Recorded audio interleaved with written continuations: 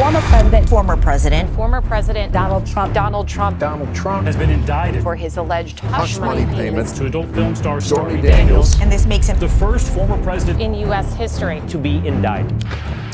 Whether you love him or you hate him, I don't want this to be political. I want this to be about where we are headed in this country. So first of all, what I want to do is take a step back, and I want to say why I can relate to what is going on right now. For the last 15 years, I lived in the state of Nevada, and I had multiple businesses. I sold 3,000 properties. I was highly successful in real estate. It was a great state for me. I loved Las Vegas, but I really watched things changed. But in 2016, I got a wild idea that I was going to start a towing company. And you guys may have seen this show, South Beach Towing. Well, I actually had my car towed in South Beach by that towing company, South Beach Towing. And I watched the way that they worked. I actually got my car towed, and we had parked at a Citibank parking lot. In my mind, I said, well, I'm a Citibank customer, I could park there. And when we got back to our car, there was no freaking car there. And I went and I found, and then as they're coming in, they're towing out more cars, and I asked the guy, I'm furious, I'm so pissed off, and I go, oh man. So I went, we go to the place, the guy had my car, it was a rental car, with my wife, we're meeting her friends, and I didn't want to pay the $7 for valet, I should have done that. First of all, I learned that towing business is a complete racket, right? Because the guy sat at the front desk there, and he said $240 cash. And in the back of that towing business was an officer of law, working for the goons who took my car. I was like, this is crazy. So I filed a complaint with the attorney general. It went nowhere. But I found out the attorney that actually worked and represented this company, I think it was Tremont Towing, was the former mayor of Miami Beach, was their city council. I filed the attorney general complaint. I asked for the actual contract of how they were able to tow my car. And I realized at that point in time that the system was fixed. That local politics, Miami Beach, these guys who owned the towing company had put themselves in a position to take my car. I filed the complaints with the attorney general. I did all these things, and at the end of the day, they got my $240 cash. So then I had a friend of mine who owned a towing business and had tried to partner with me for years and years and years and years. And because of that experience, I realized that towing business was a license to steal, basically. I start this towing business, we go after all the HOAs. The HOAs love towing people's cars. We get all these contracts. We become a major player in the market, and we are somebody that is recognized. It's Las Vegas Quick Tow. You can Google it. We're doing fantastic. We're doing so fantastic that I got bold, and I start talking to the people over at Ewing Brothers Towing, who's been towing in Las Vegas since 1937. I start talking to these guys, I reach out to them, I call them, and then all of a sudden, just to let you know, this is how this whole system works. Nevada Towing Companies is run by the Nevada Transportation Authority. They have a board of commissioners. That board of commissioners decides who gets their license, who doesn't get their license, who gets in trouble, who doesn't get in trouble. Well, all of a sudden, once I started making a name for myself, I towed these cars off my own property. They had violated. We had our property manager go down there, tell these guys to move their cars. They wouldn't move their cars. I then got the law enforcement officers, because the NTA had the power to arrest you. I had the law enforcement officers. These were all former policemen. They called me, and I made notes, and I got everything on the legit, and they said, we don't like the way that tow went down. I said, okay. They go, who authorized the tow? Because we know that there's no way somebody authorized that tow. I said, I authorized the tow on the property. We warned everything was done by procedure. They said, well, we don't like it. I said, would you like me to give the cars back? Because I knew where they were going. They said, we can't tell you, but maybe we should. So I gave the cars back. They then said, but our investigation is not over. The whole perception of it, Troy, several trucks showing up, not getting the pre-signed PIs. We know those weren't done, so we know that wasn't right. For the next 5 to 6, 7, 8, 9, 10 days, those law enforcement officers, John Foster in particular, came down to my office, tried to intimidate me. They beat up my staff, not physically. They asked for documents. They looked for any reason to shut me down. We had a dog at the office. They called Animal Patrol. Every single bureaucratic power that possibly could happen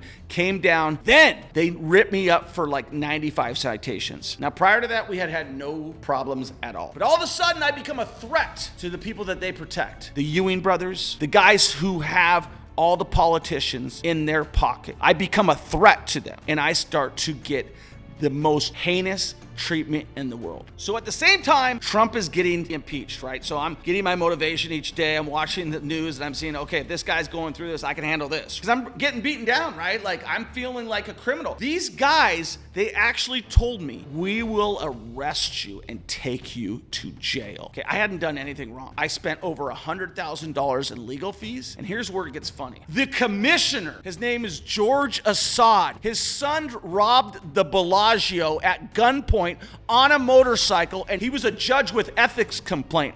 But he ran. They put him in that position so that he could have a job. Do you think he was on the take? Do you think he was doing the dirty work for somebody else? Well, I know the answer to that. He was doing the dirty work. There was a couple commissioners who took non-prejudice on me and didn't have an axe to grind. In fact, this commissioner actually walked out of the hearing and was on his phone the whole time. I watched it. He didn't even hear anything. He didn't care because you know why? He already had his decision made. But now I want to tell you why I can relate. We have a president who is being politically persecuted by a DA in Manhattan that is using a law. Trump had sued Stormy Daniels, Stephanie Clifford. He had sued her and won. But Alvin Bragg made his political agenda known that I am going to go after this guy. I'm going to be the saving grace so that this guy can't run. Because if you become convicted of a felony in the United States, you can't run for president. Why do they want to see Trump out of office? Why is it not up to you, your vote,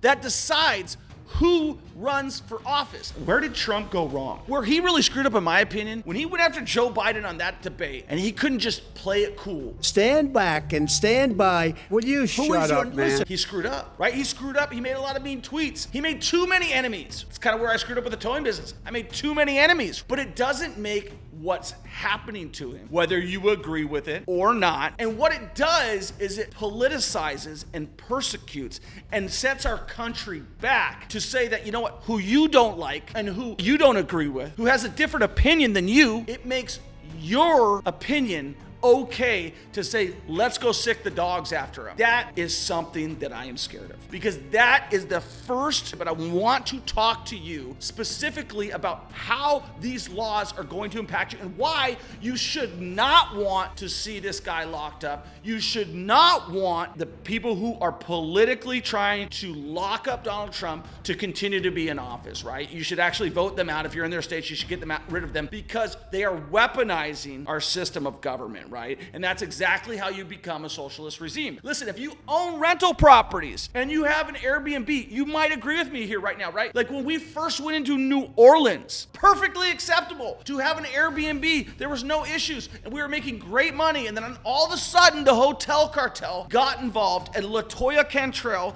the mayor of New Orleans, says, we're not going to allow you to do an Airbnb unless it's your own home. The rules of law changed, and they don't go backwards. Right now, you're witnessing this firsthand, and maybe this is the diversion for all of this. You're witnessing firsthand the federal government get involved with these banks. The central bank, the Federal Reserve, is now trying to get in the business of cryptocurrency so they can control every dollar that you move around, every dollar that you pay to somebody else. Maybe this is the end of the United States. Why should this happen to somebody who's already passed the smell test? They've tried to impeach this guy 2 or 3 times. They've silenced him on social media platforms, on television. Why? Because the media is controlled by the other party that does not want him to be elected. But is it up to the media, or is it up to you, who you vote for, to be elected as the president of the United States? Whether Trump wins or not, I don't give a good gosh darn. But what I do care about is the rule of law. And I do care about my rights, my civil liberties, my First Amendment, and the Constitution, my Bill of Rights, and I know you do too. And what you should want is for everybody to have due process, for you never to be persecuted for your beliefs, your values, your systems, your words, none of that stuff. And it can happen to anybody. And if they show you that it can happen to the President of the United States, believe me, it can happen to you. So as we erode our Constitution and as we change the laws, do you really believe that the president that we have in the United States right now knows what the hell's going on? Joe Biden has been in the United States political system for 48 years. He's told thousands of lies, as most politicians have done, but he has mentally not capable. I don't care if you disagree or if you agree, put it in the comments. Anybody with any brain cells can look up, see this guy where he was, which he was a super smart guy, super sharp, quick-witted, been in the political system for a long time, knew how to talk, knew how to deal, knew how to do all this stuff, was the vice president with Barack Obama, was super slick on the debates before, and now you've got him up there, and who is controlling that guy? So why do they not want Donald Trump in office? They don't want Donald Trump in office because they can't control the guy. He's a loose freaking cannon. I want you to realize that if something like this happens, whether you're for him, whether you're against him, you have signed off on your rights being stripped away. Are they going after people who have money because they can't get money from the people who don't have money? Am I crazy, or are we going the wrong direction right now? Do you care about your rights? If you do, put a comment below. Let us know what you think. Is this the beginning of the end of the United States of America? Let me know what you think, but I definitely think that this is not a good thing for us. It's not a good thing if you're a real estate investor. It's not a good thing for our country. It's not a good thing for anything, and it's not good when the people that you elect rely on other people to go and weaponize our political system to persecute people that you voted for. I'll check you in the next one. Peace.